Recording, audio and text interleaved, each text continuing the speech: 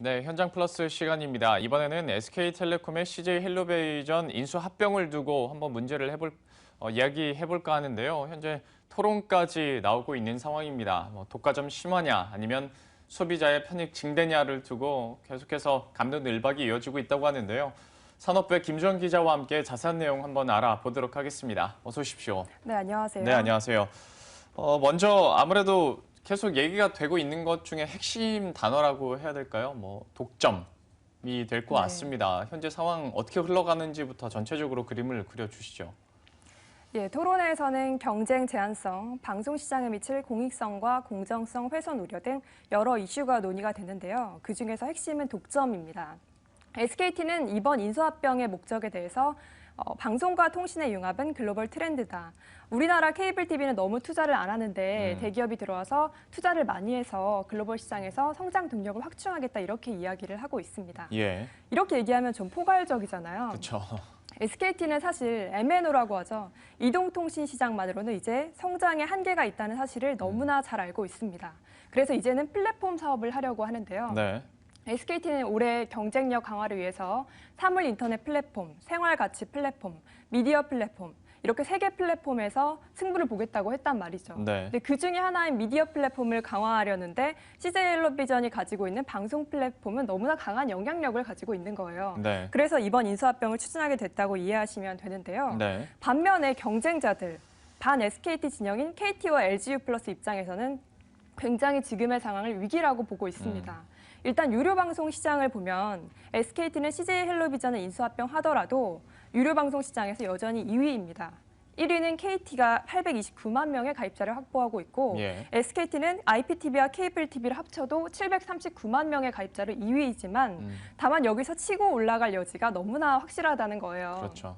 예를 들면 플랫폼을 가지고 있는데 요즘 넷플릭스가 또 대세로 떠오르고 있잖아요. 네. 넷플릭스는 인터넷 방송에서 VOD를 공급하는 것뿐만 아니라 자체적으로 자신들이 콘텐츠를 만들어서 공급도 하는데 네. CJ같이 응답하라 1988이라든지 그런 유수한 콘텐츠를 제작 능력을 갖고 있는 회사를 가지게 되면 이제는 플랫폼과 콘텐츠 모두에서 영향력을 갖게 될 수 있다는 것을 우려하고 있습니다. 예. 또 여기에 유료 방송뿐만 아니라 요즘에는 유료 방송과 인터넷, 이동통신 이런 것을 묶어서 싸게 살 수 있는 결합 상품이 인기를 끌고 있는데 네. 비단 유료 방송뿐만이 아니라 이제는 전 영역에서 1위로 올라서지 않을까 이러한 독점에 대해서 경쟁사들은 크게 우려하고 있는 분위기입니다. 예.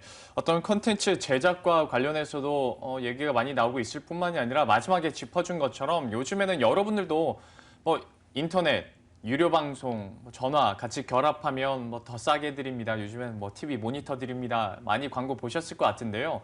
이런 결합 상품 마케팅이 강화가 됐을 때 과연 소비자에게 어떤 영향을 미칠까? 이것이 정말 어떤 돈을 줄이는 데 영향을 줄 것인가? 아니면 이게 또 다른 문제로 야기될 수 있을 것인가?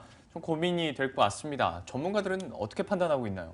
네, 이동통신과 인터넷, 유료방송 이렇게 묶어 사면 더 싸게 이용할 수 있는 결합 상품은 소비자 후생 측면에서 도움이 되는 것 아니냐 이런 시각들도 있습니다. 네. SKT 진영이 이러한 입장인데요. SKT가 CJ헬로비전을 인수하게 되면 이제 그 결합 상품 중에서 유료 방송의 영역이 하나 더 늘어나는 것이잖아요. 네. IPTV 외에 케이블 TV까지 가질 수 있게 되죠. 그렇게 되면 결합 상품을 이용하는 소비자 입장에서는 선택권이 하나 더 생기는 것 아니냐.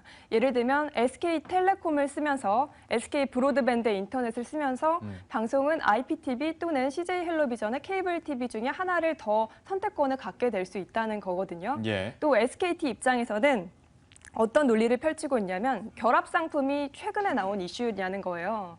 결합 그렇죠. 상품이 등장한 시점은 2008년이고 지금 8년이 지난 시점에서 SKT가 독점을 하고 있느냐. 결합 상품은 KT와 SKT가 더 비슷하게 지금 흘러가고 있는데 네. 지금 와서 이런 주장을 제기하는 것은 시점에 맞지 않다 이렇게 주장을 하고 있는데요. 네. 먼저 SKT 측의 입장은 어떤지 먼저 들어볼게요. 네.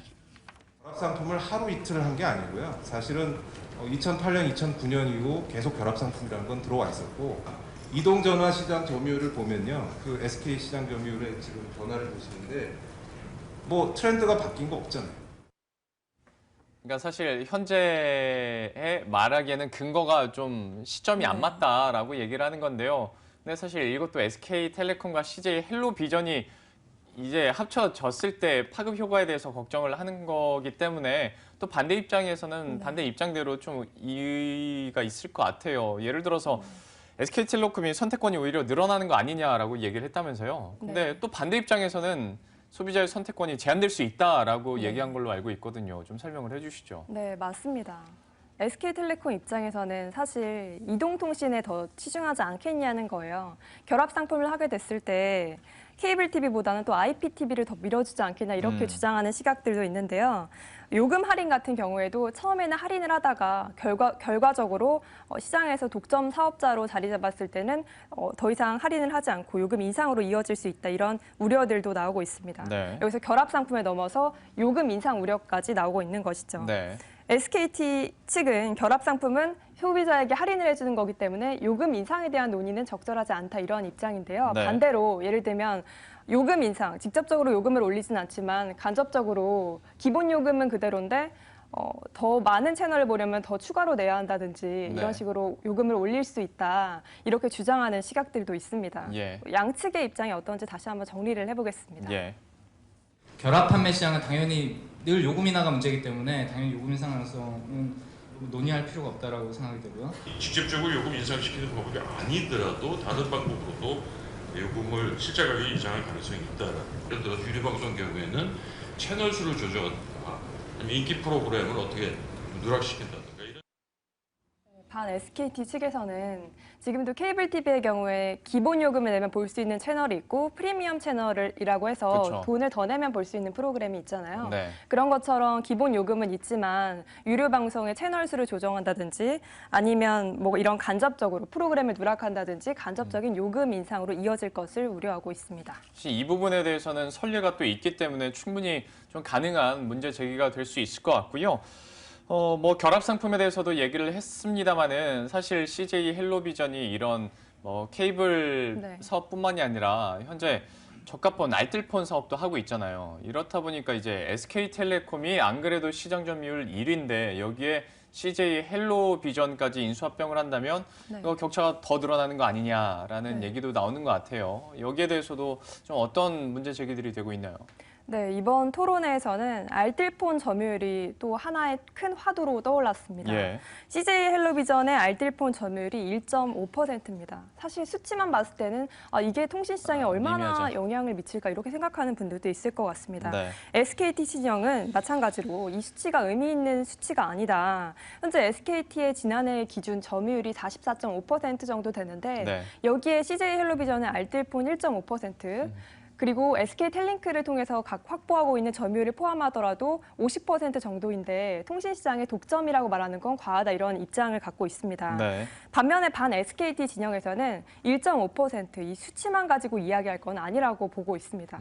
알뜰폰이 갖고 있는 의미를 좀 짚어보자는 건데요. 네. 정부가 알뜰폰을 도입한 것이 기존 2통 3사의 시장 점유율이 5대 3대 2로 고착화된 상황에서 이제 경쟁을 불어넣자고 이제 도입을 했는데 예. 알뜰폰 1위 사업자가 없어지면 그게 제대로 된 경쟁이 되겠냐는 거예요. 그렇죠. 그러니까 SK텔링크를 통해서 SK텔링크 알뜰폰도 있는데 CJ 헬로비전 알뜰폰도 있으면 1, 2위가 이미 SKT 쪽에 있잖아요. 그렇죠. 그런 문제를 지적하고 있습니다. 네. 정부가 10년간 통신시장 경쟁 促진 기조로 정책을 추진해 왔는데 여기 역행하는 거 아니냐는 지적도 나오고 있는데요. 찬반 양론이 또 어떻게 이해가 엇갈리는지 들어보겠습니다. 통신 지배적 사업자가 경쟁 사업자인 알뜰폰 사업자 중 가장 경쟁력이 있다고 믿어지고 있는 1위 사업자를 합병을 통해서 경쟁에서 배제해서 이동통신시장 전체의 SK의 압도적인 지배력을 고착화하는 결과를 초래할 것으로 저희는 판단하고 있습니다. 그러니까 알뜰폰에 대해서 본래 취지와는 맞지가 않는 건데 이제 네. SKT 측에서는 고작 1.5%인데 왜 이렇게 난리냐라고 네. 하는 거고 또 이것 때문에 서로 주장하는 카테고리 자체가 다르다 보니까 이런 난상 토론이 이뤄질 수밖에 없는 것 같습니다. 그리고 또 사실 어떤 기업이니까 수익성에 대해서도 얘기를 많이 하겠지만 어떤 공익적인 측면에서도 우리가 분명히 들여다봐야 되는 일이기도 한데요. 만약에 이렇게 합병이 된다면 뭐 공익 사업에 돈을 더 낸다든지 이런 얘기들이 나오고 있긴 합니다만은 이건 지금 알 수 있는 문제는 아니잖아요. 사실 미래에 대한 얘기인 거죠. 네. 정보통신기술 생태계에 대한 투자, 공익에 대해서 얼마나 기여할 것인가 이 부분도 하나의 화두로 떠오르고 있는데요. SKT 진영에서는 SKT가 CJ 헬로비전을 인수하게 되면 앞으로 5년 동안 5조 원을 투자하겠다. 네. 그래서 케이블 TV는 물론 방송통신 산업을 더 키우겠다 이런 입장을 갖고 있습니다. 또 5조 원을 방송통신 인프라 콘텐츠에도 투자를 하고 또 뭐 4만 8천 명의 고용 창출 효과를 일으키겠다고 하는데 네. 이 수치의 근거에 대해서는 좀 더 생각할 필요가 있을 것 같고요. 예. 다만 반 SKT 진영에서는 어불성설이다. 5년간 5조 원을 투자하겠다는 것은 지금까지 SKT와 SK 브로드밴드가 투자했던 금액과 똑같은데 뭘 더 투자하겠다는 건지 말장난이다. 이렇게 네. 그 논리로 맞서고 있는 상황입니다. 약간 선거 때 포퓰리즘 나오는 것처럼 이것도 약간 그런 거 비슷한 것 같습니다. 미래는 알 수 없기 때문에 좀 이런 얘기까지 현재 나오고 있다. 그래서 굉장히 난상 토론이 이루어지고 있다라는 시점까지 제가 한번 전해드렸습니다. 산업부의 김주원 기자와 함께했습니다. 고맙습니다. 네, 고맙습니다.